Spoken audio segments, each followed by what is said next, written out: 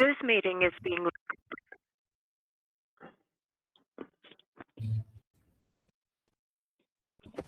A very warm good evening to one and all. Welcome back to the today's session. Today we have our guest speaker, Dr. Urmila Balagaria ma'am, associate professor from Department of Practice of Medicine from Alaustra Homeopathy Medical College. Ma'am is also having a clinic by name New Life Homeopathy Clinic. We welcome you, ma'am. We welcome all the participants for the 12th Oil and Sammelan series. And today it is our privilege and to have you onto the board, ma'am, and hope the session would go well. And thank you, ma'am, for the extensive onto the board. And so here you go, ma'am, and the session is all yours. Thank you, ma'am. Thank you, all the participants. First of all, thank you so much, madam. A very good evening to all our listeners of today's webinar. I'm also very much thankful to Aisha to provide me this platform. Rather than sharing my knowledge, I would say put my points for a discussion for awareness to all our listeners. I would also like to thank my principal, Dr. Anup Kumar Dastar, my college and my management. They are also providing us the platform to sharing our knowledge and to outreach the homeopathy to all other fellow faculty members and my students. Let us begin with my presentation. Our topic is close to all of us, heart health. The heart is not just a physical organ, it is the seat of vitality, emotions, and life itself. Today, I will explore how homeopathy, a holistic system of medicine, can contribute to maintaining a healthy heart. Today, we are not revisiting the fundamentals of homeopathy, we are exploring the homeopathy in clinical depth in cardiology. Cardiovascular disease is the leading cause of mortality worldwide. Patients increasingly seek integrative approaches. So our responsibility is to sharpen remedy selection, understand remedy differentials, and integrate homeopathy with conventional cardiology safely and effectively. Heart is not only a mechanical pump, but energetically, it's the seat of life. It responds to our emotions, every trauma, and every joy. When a patient says, I feel heartbroken, or my heart races when I am anxious, they are not speaking metaphorically, they are revealing the psychosomatic reality of cardiac functions. So when we approach cardiac pathology, we must go beyond the mechanical, we must listen to the heart story. So the heart is central to vitality. It sustains life, but it also reflects it. Emotions like grief, fear, and love directly influence heart, rhythm, blood pressure, and vascular tone. So think of remedies like Orommed, where despair leads to hypertension, or Cactus, where emotional constriction manifests as angina. Circulation, it is not just a blood flow, it's the flow of energy, of feeling, of life force. That's why our prescription must consider the patient's emotional landscape as much as their ECG. The heart beats about 1 lakh times a day, yet modern lifestyle puts immense strain on it. Prevention is better than cure, and homeopathy offers a gentle, individualized approach to prevent and management. Homeopathy treats the person, not just the disease. Each patient's emotional, physical, and mental state is considered before prescribing medicine. Homeopathy does not replace emergency care but complement its. So हम patient को ये नहीं बोल सकते कि भाई तू ये एलोपैथिक मेडिसिन छोड़ दे. हमें उनके साथ साथ as a complementary medicine homoeopathic medicine prescribe करनी है, क्योंकि बहुत सारे हार्ट के पेशेंट्स है वो कॉम्प्लिकेशन के साथ होते हैं और हमें उसको मैनेजमेंट ही करना पड़ता है, तो हमें as a complementary medicine homoeopathy को यूज करना पड़ता है. It help reduce stress, improve sleep, and balance emotions, all vital for heart health. So India alone sees millions of new cardiac cases annually. patients often present late already on polypharmacy. Our challenge is, as a homeopath, individualized remedies despite overlapping drug effect, recognize when homeopathy can support versus when referral is mandatory, manage chronic cardiac patients with long-term follow-up. Let's now explore the clinical terrain we encounter most often, the common cardiovascular diseases and their underlying risk factors. So the common cardiovascular diseases like hypertension, atherosclerosis, angina, arrhythmia, anxiety-related palpitations, post-heart attack recovery support. And उसके साथ साथ हमें risk factor देखने पड़ते हैं. So risk factor are not just physical, they are expressions of imbalance across the vital force, like lifestyle factors such as sedentary habits, poor diet, smoking and alcohol, emotional stress like grief, anxiety, suppressed anger, metabolic disorders like diabetes, obesity, dyslipidemia, environmental factors like pollutions, toxins, chronic infections, genetic predispositions like family history of heart disease. तो कभी कभी क्या होता है कि patient की family history में बहुत सारे हार्ट पेशेंट्स हैं, तो पेशेंट को भी वो टेंडेंसी पेशेंट में प्रेजेंट होती है जिसको हम बोल सकते हैं थ्रोम्बोटिक टेंडेंसी, कि ब्लड क्लॉट्स होते रहते हैं. तो उसके लिए पेशेंट को हीमोसिस्टिन टेस्ट करवाना भी पड़ता है और हमें बोलना पड़ता है कि वो ब्लड हीमोसिस्टिन टेस्ट करवाए. जो अगर हाई आ रहा है तो उसका मतलब होता है कि ब्लड आर्टरीज और हार्ट वॉल डिस्ट्रॉय होने की हाई चांसेस है और मोर पॉसिबिलिटीज है. अगर पेशेंट यंग है तो उसमें पैरालिसिस की भी पॉसिबिलिटीज रहती है अगर हीमोसिस्टिन हाई रहता है तो.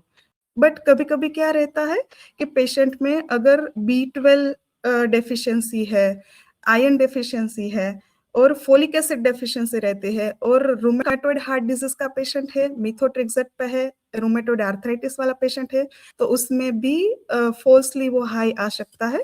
तो पहले हमें वो डिटेक्ट करवाना पड़ता है. नेक्स्ट स्टेप हम देखते हैं कि कार्डियक टेस्टिंग कैसे करते हैं. तो उसके जो स्टेप्स है वो थोड़े अलग रहते हैं. तो हमें प्रीसियसली डेटा कलेक्शन करना पड़ता है, analysis, diagnosis and according to them हमें मैनेजमेंट करता है कि पहले पेशेंट कौन से फेज में है, क्योंकि कार्डियक टेस्टिंग जो सबसे ज्यादा क्रूशियल होता है क्योंकि पेशेंट बहुत सारे emotional suppression and long term stress के साथ आया होता है. तो उसके रिगार्डिंग हमें डिफरेंट एस्पेक्ट में केस टेकिंग करना पड़ता है. वो किस टाइप का पेशेंट है, कौन से टाइप की कंप्लेंट लेके आया है, डिजीज कौन से फेज में है, तो उसके अकॉर्डिंग करना पड़ता है. अगर पेशेंट इमरजेंसी में आया है और हमें उसके regarding fast, focused and life saving oriented case taking करना पड़ता है.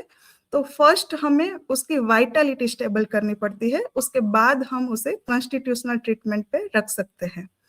अगर पेशेंट एक्यूट सिम्टम्स लेके आया है या तो एक्यूट एक्सासर्बेशन में आया है तो हमें फर्स्ट फोकस प्रेजेंट टोटालिटी पे करना पड़ता है एंड उसके अकॉर्डिंग हमें एक्यूट मेडिसिन देनी पड़ती है पेशेंट को.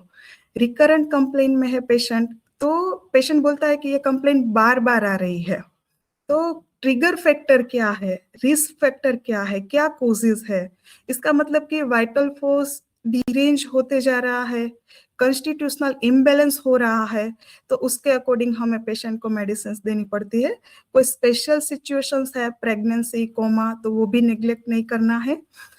क्रोनिक कंप्लेन में पेशेंट है, अगर वो स्टार्टिंग फेज में है देन हम पेशेंट को कॉन्स्टिट्यूशनल मेडिसिन पे रख सकते हैं. बट एडवांस पैथोलॉजी के साथ आया है, मोर कॉम्प्लिकेशंस होते हैं, तो फर्स्ट हमें क्या करना पड़ता है कि पेशेंट के कॉम्प्लिकेशन स्टॉप हो, प्रोग्रेस स्लो हो और उसकी क्वालिटी ऑफ लाइफ इंप्रूव हो. तो उसके अकॉर्डिंग हमें कभी कभी ऑर्गन स्पेसिफिक मेडिसिन भी देनी पड़ती है रिगार्डिंग टू हार्ट एंड उसके according intercurrent medicine, anti miasmatic medicine और कॉन्स्टिट्यूशनल मेडिसिन उसके साथ देनी पड़ती है, क्योंकि हमें इस टाइप के केसेस में हम सिर्फ मैनेजमेंट कर सकते हैं और क्योर नहीं कर सकते हैं. नेक्स्ट, कॉमन कार्डियक सिम्टम्स जैसे कि breathlessness on exertion, chest discomfort, palpitation, cyanosis, syncope, epigastric pain, restlessness, anxiety in the chest, unusual sweating, cough, scapular और शोल्डर पेन, वो राइट साइडेड हो या लेफ्ट साइडेड हो, विथ वॉमिटिंग। तो जैसे कि पेशेंट जैसे इमरजेंसी में चेस्ट पेन लेके आया है, तो हमें उसका स्टेट ऑफ डिस्पोजिशन देखना है। एक्सट्रीम रेस्टलेसनेस है, then we can think about aconite. If patient trying to suppress pain, we can think about arnica. Mild discomfort but M I on investigations, तो भी हम आर्निका सोच सकते हैं। उसके साथ साथ चेस्ट पेन में उसके कोजेस देखने हैं, जैसे कि exciting factor, site, radiation and associated symptoms पे फोकस करना रहता है। सेंसेशन एंड रेडिएशन, मोडालिटीज और उसके साथ साथ क्या सिम्टम्स है, स्वेटिंग है, चोकिंग है, पाल्पिटेशंस है, तो हमें उस पर फोकस करना रहता है। इन्वेस्टिगेशंस में जैसे कि कार्डियक बायोमार्कर्स करवाने पड़ते हैं, ईसीजी चेंजेस देखने हैं, इको चेंजेस देखने पड़ते हैं। तो इमरजेंसी जो हमने फर्स्ट पॉइंट देखा, इमरजेंसी कार्डियक केस टेकिंग में, तो इमरजेंसी में पेशेंट चेस्ट पेन लेके आया है, तो उसके कोजेस पे हम फोकस करें, जैसे कि एक्साइटिंग फैक्टर्स है, साइट है, रेडिएशन है, एसोसिएटेड सिम्टम्स है, उसमें फर्स्ट हम देखते हैं एक्साइटिंग फैक्टर्स। लाइक एग्जांपल, अगर एंगर के बाद पेशेंट को चेस्ट पेन और चेस्ट डिस्कम्फर्ट हो रहा है, वो एक्सप्रेसिव है, then we can think about bryonia. Non expressive है, then we can think about colocynth. Insult के बाद चेस्ट पेन है और एक्सप्रेसिव है तो नक्सवोमिका, नॉन एक्सप्रेसिव है तो स्टेफिसेग्रिया। फियर आफ्टर एक्सप्रेसिव है then aconite and naja, non expressive है देन ओपियम। ग्रीफ के बाद प्लस हिस्टेरिया है तो इग्नेशिया, डिबिलिटी है then acid force.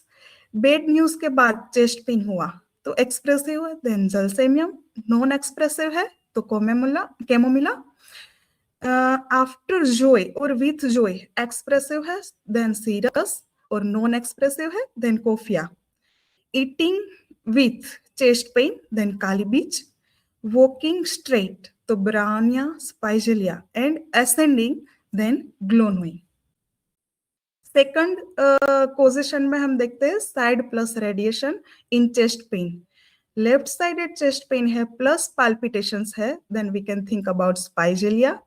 Left chest pain के साथ साथ वो लेफ्ट आर्म तक एक्सटेंड होता है, प्लस पेशेंट में एंग्जाइटी है तो arnica. Left chest pain to back plus numbness है तो latrodectus. Left chest pain to jaw plus choking है then naja. Left chest pain to throat plus anxiety है then cactus and arsenic. Right sided chest pain है जो right arm तक extend होता है then William tick. Right sided chest pain to jaw then mag phos. उसके साथ साथ third हम एसोसिएटेड सिम्टम्स देखते हैं। तो चेस्ट पेन के साथ साथ स्वेटिंग है तो कैम्फर, पेन प्लस एसिडिटी है then nux vomica, pain plus flatulence है देन डायस्कोरिया। इमरजेंसी में पेशेंट ब्रीथलेसनेस लेके आया है और स्टेट ऑफ डिस्पोजिशन में रेस्टलेस पेशेंट है, then we can think about arsenic alb. Dull है देन मॉर्फिन। लेबर्ड ब्रीदिंग है देन एंटीमटाट। उसके कोजेशन देखे, मोडालिटीज देखे, एसोसिएटेड सिम्टम्स जैसे कि ड्राई कफ होता है तो स्पोंजिया, वेट कफ है देन ड्रोसेरा, साइनोसिस है तो कार्बोवेज, विजिंग है तो ब्रोमियम, स्वेटिंग है तो एसिटिक एसिड, चोकिंग है तो naja and breathlessness with palpitation then latrodectus. उसके साथ साथ हमें इन्वेस्टिगेशंस में कोई भी एबनॉर्मैलिटीज आ रही है तो वो चेंजेस भी नोट करने हैं, उसके अकॉर्डिंग हमें होम्योपैथिक मेडिसिन प्रिस्क्राइब करनी है। तो SpO2 में वेरिएशन आ रहा है, then we can think about aspidosperma. D dimer abnormality दिख रही है देन सैंक्रिस। बायोमार्कर्स, कार्डियक बायोमार्कर्स में एबनॉर्मैलिटी दिख रही है देन कैम्फर, और उसके अकॉर्डिंग ECG में कोई चेंजेस है, इको में कोई चेंजेस है तो वो भी नोट करने हैं। इमरजेंसी में अगर पेशेंट पाल्पिटेशन लेके आया है और स्टेट ऑफ डिस्पोजिशन जैसे कि एंग्जियस है patient, then we can think about aconite and ferrum met. Causation में देखे elements from tobacco, then we can think about tabacum. Associated symptoms में cold sweat then tabacum, palpitation के साथ साथ वर्टाइगो है, then we can think about जाइना. अगर palpitation के साथ साथ एपिगेस्ट्रिक पेन है, देन एबिस नाइगर. फीवर है, देन बेलाडोना. एंजाइटी है, then ignatia. And sex desire है, तो we can think moschus. Palpitation with depression है, then lilium tig. And breathlessness है, देन स्पाइजिलिया. और हमें उसके अकॉर्डिंग इन्वेस्टिगेशंस में CBC, ECG, cardiac biomarkers, echo, sugar and electrolyte imbalance भी नोट करना चाहिए. नेक्स्ट पॉइंट हम देखते हैं एक्यूट केस टेकिंग, जिसमें हम देखा कि हमें हमारा फोकस एक्यूट टोटालिटी पे होना चाहिए. पेशेंट एक्यूट स्टेट में आया है या तो एक्यूट एक्सर्बेशन इन क्रोनिक डिजीज में आया है. तो प्रेजेंटिंग टोटालिटी में हम क्या क्या कवर कर सकते हैं, जैसे कि causation, onset and duration, sensation, location and extension, modalities, associated symptoms with physical examination. Next additional observations में हम क्या कर सकते हैं, जैसे कि position of the patients, comfortable in sitting state up with neck extended, head held forward, then we can think about kali carb and arsenic. Or lying down, then sorinum. Does he or she appear anxious and ill? Then we can think about acid group. Difficulty in swallowing, then we can think about phytolacca. Drooling from the open mouth, then we can think about Muxol.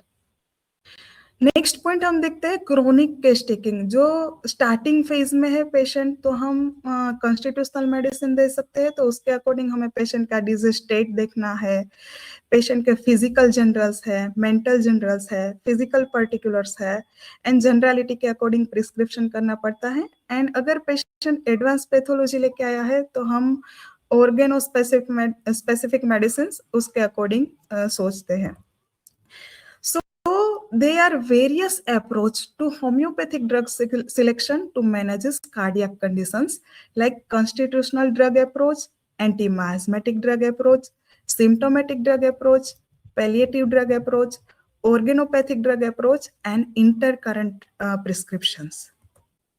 Initially, palliative medicines used when the patient settle, constitutional aspect used, gradually tapering of allopathic drugs like alpha blocker, beta blocker and calcium channel blocker, जो हमें tapering drop करना है, tapering down करना है उसके doses, और उसके साथ साथ हमें उसके अकॉर्डिंग होम्योपैथिक मेडिसिन देनी है. तो होम्योपैथिक मेडिसिन देने के बाद हम पेशेंट में क्या देख सकते हैं, तो जो पेशेंट के पहले मेडिसिन के डोज जा रहे थे वो कम हो, डिजीज का स्टेट जो पहले था उससे पहले जो भी था वो इम्प्रूव हो, और पेशेंट कॉम्प्लिकेशन फेज तक ना जाए.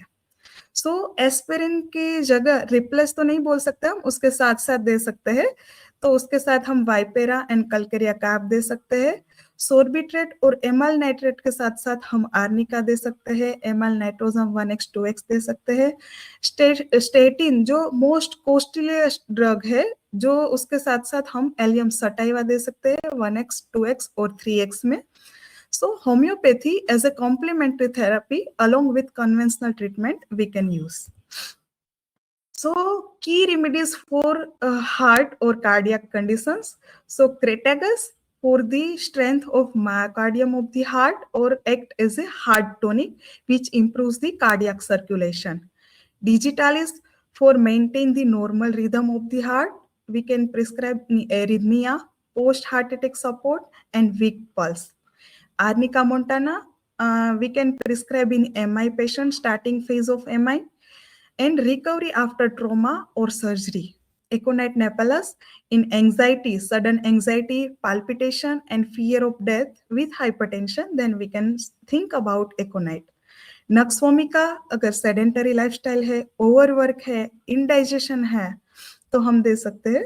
Lachesis for clotting tendency और हाइपरटेंशन एंड सर्कुलेटरी डिस्टर्बेंस में हम ओफिडिया ग्रुप सोच सकते हैं, और स्पेशली लैकेसिस है, वाल्वुलर हार्ट डिजीज है, then we can think about naja. So other medicine में हम देखें, जो हम कॉमन मेडिसिन में मदर टिंचर्स में देते हैं, जो है Rauvolfia.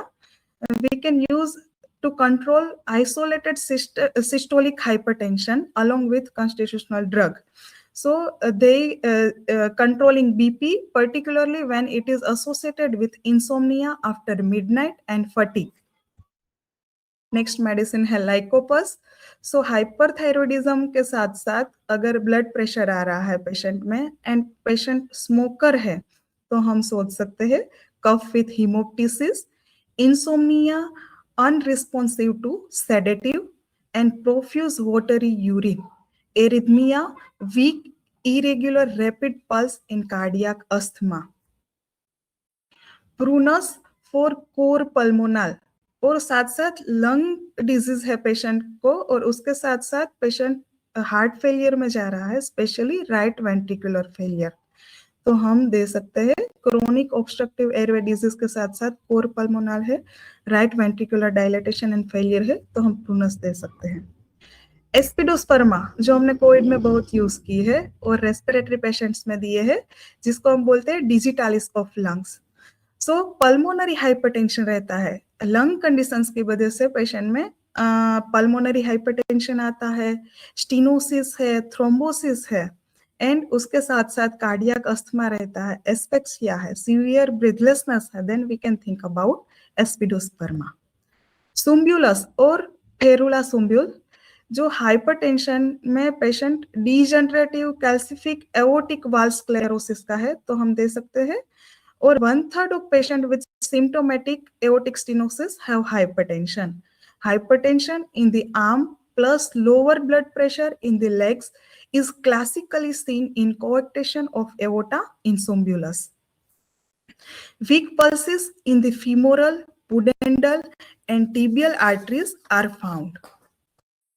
Next, Aurelia, renal hypertension का patient है.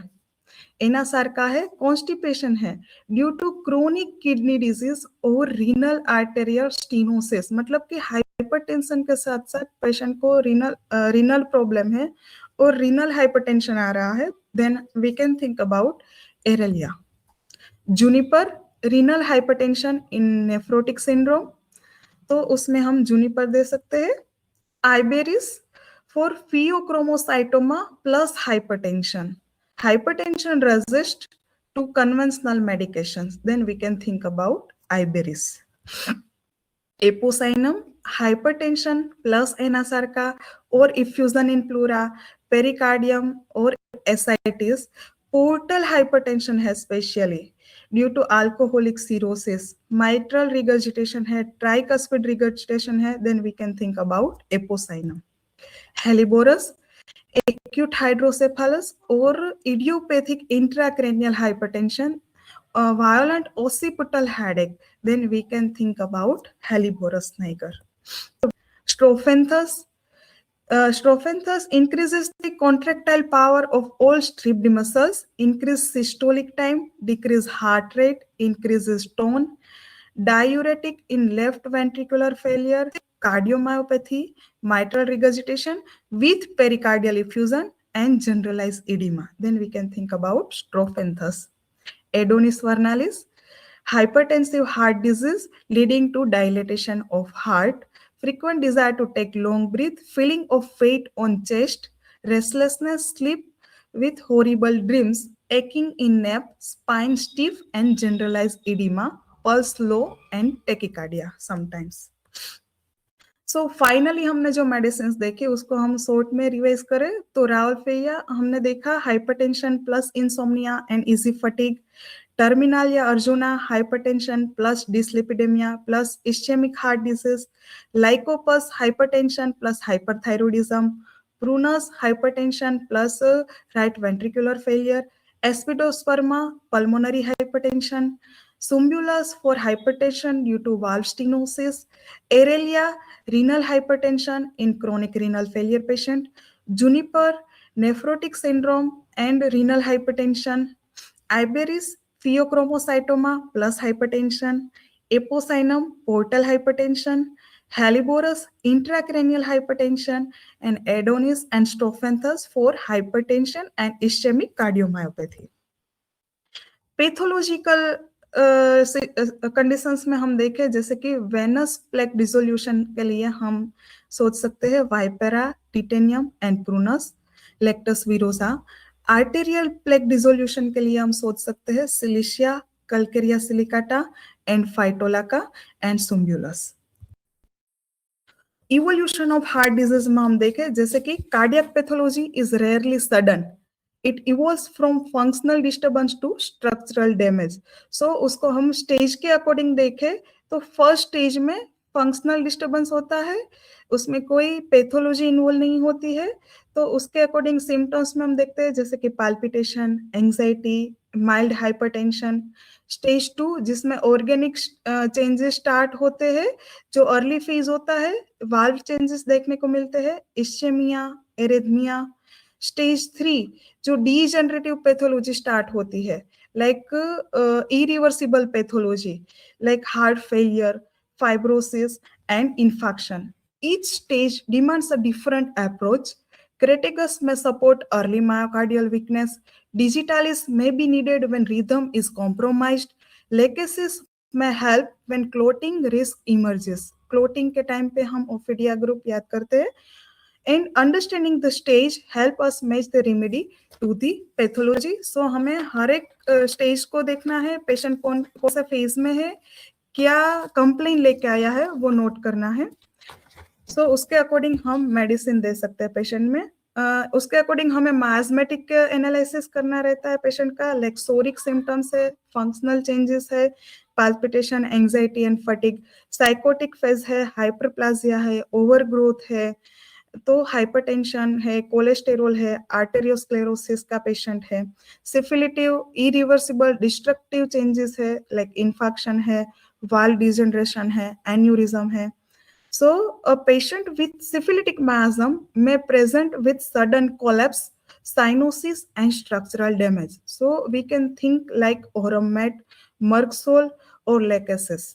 Our prescription must reflect not just the pathology but the miasmatic terrain also. This is our strength. We don't treat heart disease, we treat the person with heart disease. So we assess the stage of disease, the dominant miasm, and the individualized constitution, modalities, and mental state of the patient.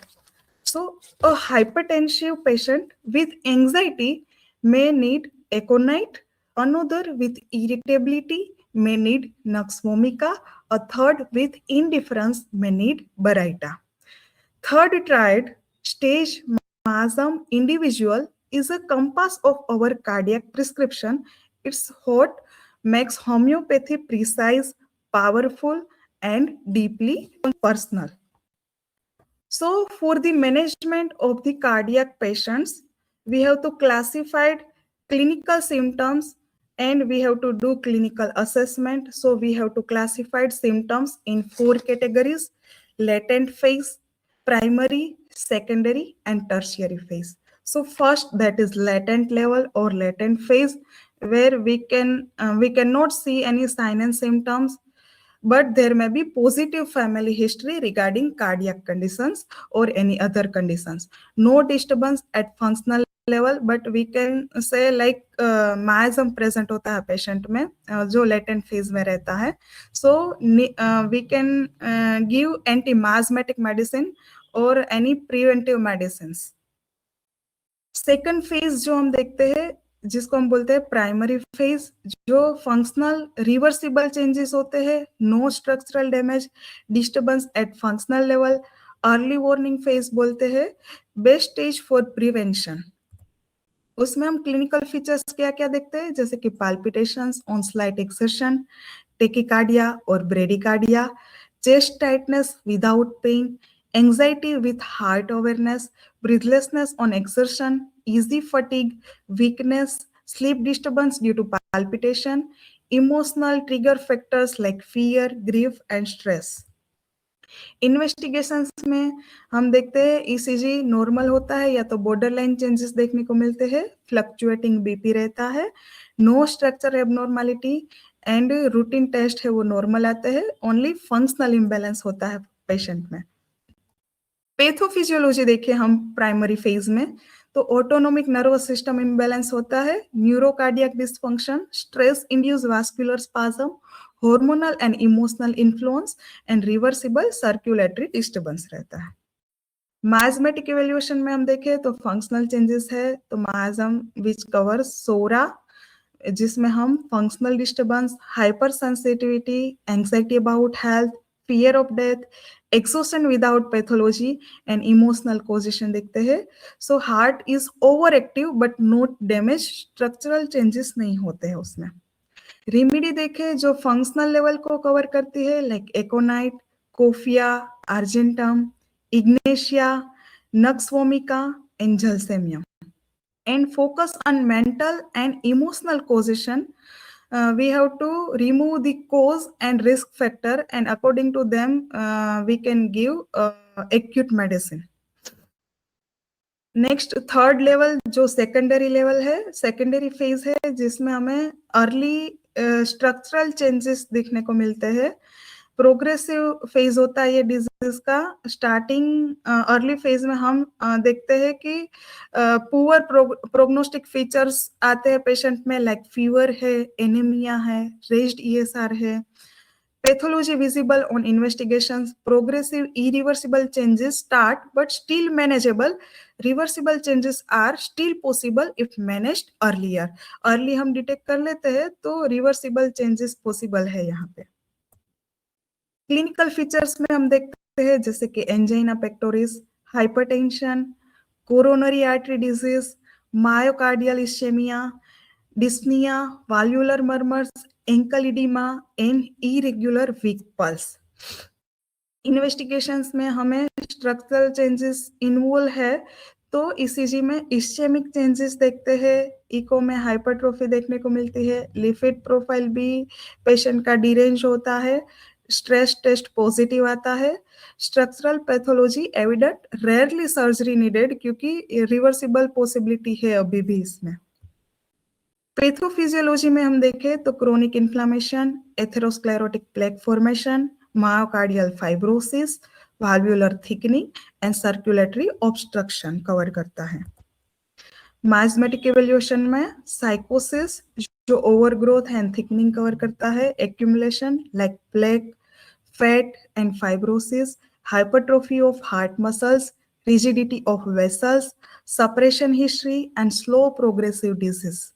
Heart become burdened and obstructed. Remedy orientation में हम देखें secondary level पे तो जो structural early changes start हुए हैं उसको cover करते हैं, like crataegus, digitalis, calcarea carb, natrum mur, baryta mur and aurum met. सो यहाँ पे हमें ऑर्गन सपोर्ट के लिए पेशेंट को ऑर्गन स्पेसिफिक मेडिसिन भी देनी पड़ती है, हार्ट टोनिक मेडिसिन देनी पड़ती है, थेरापेटिक मेडिसिन देनी पड़ती है, क्योंकि we have to support to control soft tissue irreversible changes first, and then we can give constitutional medicine. So we have to maintain muscular strength of the heart. Tertiary level, tertiary phase जिसमें complication start हो जाते हैं, disease advance phase में हो चुका है, degenerative pathology है, and stage of disease है, डिस्ट्रक्टिव पैथोलॉजी ऑलरेडी पेशेंट में है, सो एडवांस इरिवर्सिबल पैथोलॉजी है, कॉम्प्लिकेशंस फेज है, स्ट्रक्चरल डिस्ट्रक्शन है, सो लाइफ थ्रेटनिंग स्टेज है पेशेंट के लिए, पेशेंट में भी बेड रिडन और यहाँ पे self care is impossible for patient. Clinical features में देखते हैं like myocardial infection, congestive cardiac failure, dilated cardiomyopathy, severe arrhythmias, valve failure, orthopnoea, cyanosis at rest, ascites and anasarca. यहाँ पे ईसीजी चेंजेस में severe abnormalities देखने को मिलती है, इको में रिड्यूस इजेक्शन फ्रैक्शन, कार्डियो में raised biomarkers levels. So advance destructive pathology है, सो इरिवर्सिबल चेंजेस है, so mostly surgery needed, we can पैलिएट this phase. Pathophysiology में देखें तो myocardial necrosis, cellular destruction, fibrotic replacement, loss of contractibility, tissue death. Miasmatic evolution में देखें तो ये phase है वो सिफिलिटिक माज़म कवर करता है, डिस्ट्रक्शन है, नेक्रोसिस है, sudden collapse, irreversible pathology, congenital heart disease, extreme despair, and suicidal tendency. So heart is structurally destroyed. Remedy orientation में देखते हैं this Lachesis, arsenic alb, aurum met, cactus, plumbum and syphilinum. So यहाँ पे first हमें patient को stabilise करना पड़ता है, पैलिएटिव सपोर्ट देना रहता है because we can manage only this phase. So organo specific medicine, therapeutic medicine, mother tincture और उसके साथ साथ कॉन्स्टिट्यूशनल मेडिसिन देनी है और साथ में एलाइड ट्रीटमेंट तो पेशेंट को चालू ही रखनी है. Heart disease never appears suddenly. Its progresses mathematically. Homeopathy understands causes, course, and constitution. True cardiac health lie in early mathematic corrections.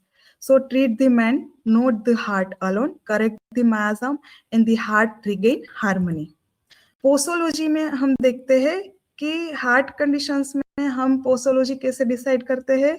Low potency कब देते हैं इस टाइप के पेशेंट में, तो पेशेंट एक्यूट सिम्टम्स लेके आया है, एक्यूट एक्सर्बेशन लेके आया है, हमें प्रेजेंटिंग टोटलिटी के अकॉर्डिंग प्रिस्क्रिप्शन करना पड़ता है. Then we can give medicine in low potency. अगर एडवांस पैथोलॉजी है, इरिवर्सिबल पैथोलॉजी है, पोस्ट हार्ट अटैक पेशेंट है, हार्ट फेलियर है, पोस्ट सर्जरी रिकवरी में देते हैं, then we can give in low potency. Incurable disease है और ससेप्टिबिलिटी लो है, then we can give in low potency. Used palliative और ऑर्गन स्पेसिफिक मेडिसिन और mother tincture in this phase with continuous repetition. Medium potency, structural and functional both zones are involved. Early stage of irreversible pathology, established pathology like hypertension, angina, arrhythmia. Medium susceptibility है, हमें constitutional medicine start करनी है patient में. And if low potency stop to act, then we can think about medium potency. Supportive therapy along with conventional medicine. यहाँ पे हमें conventional medicine के साथ साथ सपोर्टिव थेरापी देनी है as a complementary therapy. Repetitions when required like weekly और bi weekly. High potency if functional changes है, सोरिक फेज है, हाई ससेप्टिबिलिटी है, if we want to start constitutional medicine as a anti miasmatic medicine, if we can think about no sorts or sarcodes, if low potency stop to act, then we can give high potency. Repetition when required like bi-weekly or monthly. उसके साथ साथ management करना होता है disease का, तो lifestyle and holistic care भी बहुत ही जरूरी है पेशेंट में. सो हमें एडवाइस करना है कि पेशेंट बैलेंस्ड डाइट ले, लो salt, rich in fruit and vegetables, regular exercise like walking, yoga वो डेली पेशेंट स्टार्ट रखे. स्ट्रेस मैनेजमेंट बहुत ही इम्पोर्टेंट है इस काइंड के पेशेंट में, बिकॉज पेशेंट लॉन्ग टर्म से ये फेज में है, सो डिप्रेशन में भी होता है, इमोशनली ड्रेन होता है. So we can advise about meditation and breathing pattern and rhythm, adequate sleep, avoid smoking and alcohol, obesity management and psychological counseling. अगर हाइपरलिपिडीमिया है पेशेंट को, then we can advise to goat juice, garlic and terminalia, arjuna mother tincture, apple cider vinegar which remove bad cholesterol and increase bile production and act as a liver tonic. Constipation रहता है तो herbal product देते हैं और ट्रिफडा भी लेने को बोलते हैं पेशेंट को. So here integration with modern cardiology जो बहुत ही जरूरी है. Homeopathy is not an alternative to emergency cardiology, it is a complementary medicine. Like patient को एक्यूट एमआई है, then immediate hospital care important है. पेशेंट हाइपरटेंशन, एंजाइना और arrhythmia में है, then homeopathy can support long term management. और post surgery के बाद remedies aid recovery, collaboration with cardiologist, build a credibility, document outcomes, share case reports and contribute to evidence. Thank you.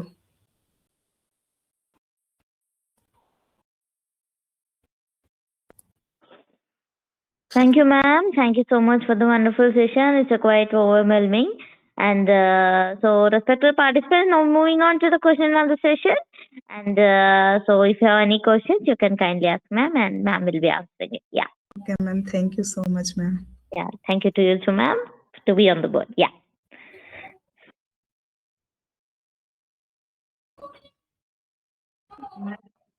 So, is there any question from the participant? They can comment in the comment box, or else they can unmute themselves and ask. Yeah.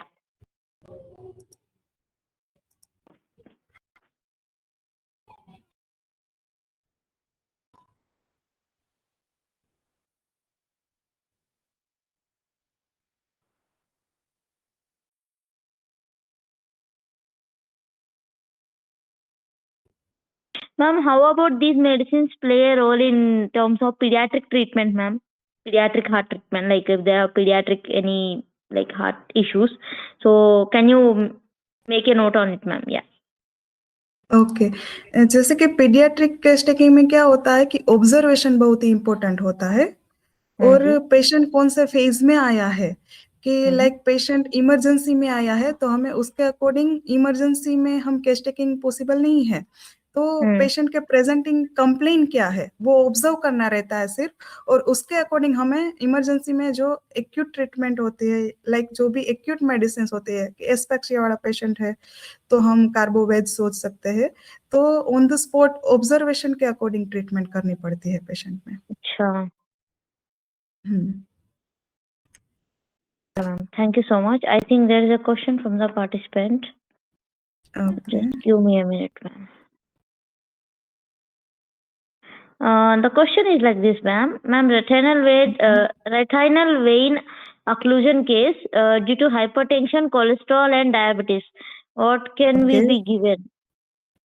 Okay जो case है like उस type का case जो हम बोलते हैं complications वाला case है जैसे कि हमने अभी देखा कि कॉम्प्लिकेशन फेज में हम सिर्फ पेलिएट कर सकते हैं पेशेंट को क्योर नहीं कर सकते उस काइंड के पेशेंट को हमें सिर्फ मैनेजमेंट करना पड़ता है तो उस टाइप का केस है तो जैसे कि retinal occlusion specially after diabetes और हाइपरटेंशन पेशेंट में देखने को मिलता है तो उसके अकॉर्डिंग हम सिफिलिटिक मेडिसिन सोच सकते हैं जैसे कि फॉस्फोरस है और स्पेशली डायबिटिक मेडिसिन है लाइक सेफेलेंड्रा है तो वो हम दे सकते हैं उसके अकॉर्डिंग हाँ जी. I hope the participant have got their answer. And moving on to the next question. Yeah. So there is a compliment to ma'am for you. There is a nice understanding regarding the topic from the participant. Okay, thank you so much. And any other questions from the participants?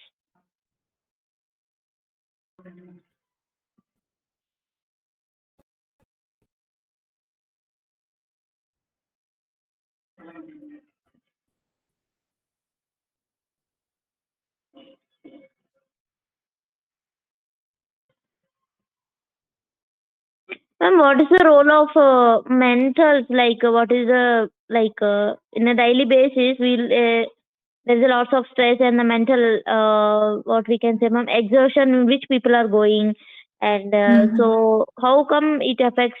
Like, is there any relation between that mental stress and some will be feeling everything in taking into their hearts, like something like that? So, can you add and make a note on it, ma'am?